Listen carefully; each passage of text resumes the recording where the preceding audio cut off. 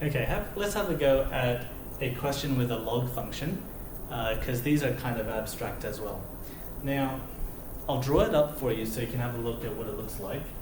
But this function y looks something like that, okay? And there are 2 points of inflection here and here. And so we have concave down, concave up, and then concave down again. Okay, so we're looking for 2 answers for the points of inflection. Here we go. Let's start with the first derivative. We know that the derivative of the log function is going to be 1 on x squared plus 1 times by the derivative of the inside, which is 2x. Now, this half and that 2, they'll cancel, and we get x is equal to x over x squared plus 1. Okay, for the second derivative, it looks like we're going to have to use the quotient rule, where this is u and this is v. And the quotient rule is v dash take away uv dash over v squared.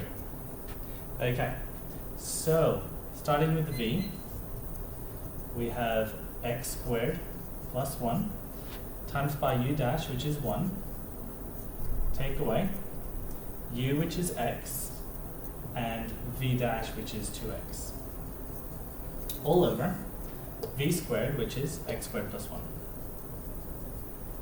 squared. Okay.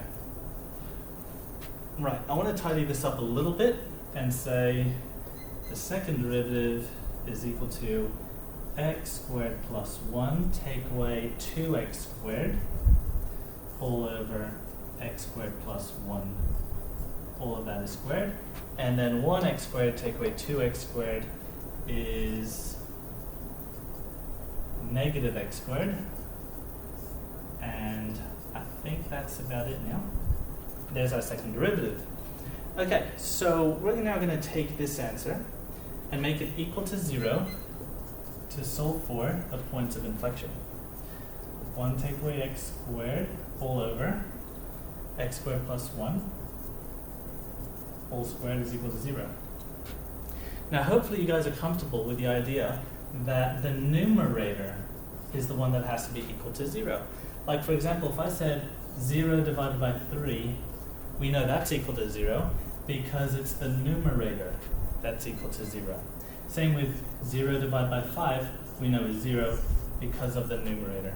Okay, so taking that concept, the numerator is equal to 0, that means 1 is equal to x squared is equal, x is equal to the positive or negative of 1. So those are my 2 answers.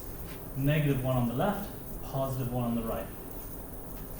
So we have 3 different regions now, to the left, in the middle, and to the right. So let's see what happens if I choose a number to the left of negative 1, like negative 2.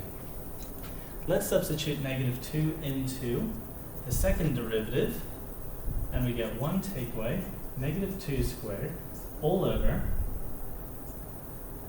negative 2 squared plus 1, all of that is squared. And we get 1 take away 4 over 4 plus 1 is 5. 5 squared is 25. This is negative 3 on 25, which is less than 0. It's concave down.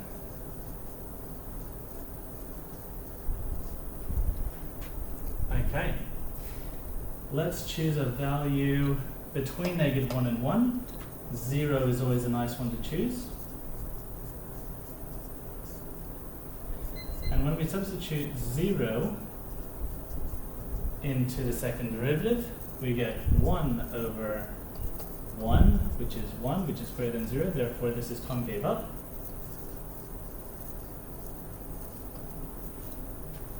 And then finally, when we substitute a value to the right of 1, like the number 2,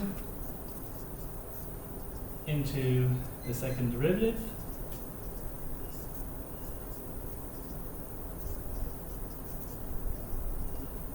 it will simplify to 1 take away 4 all over 25, which is negative 3 on 25, which is less than 0, it's concave down again.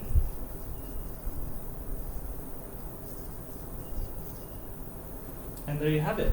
Concave down on the left, concave up in the middle, and concave down on the right. And that's the second derivative. Good luck with your questions.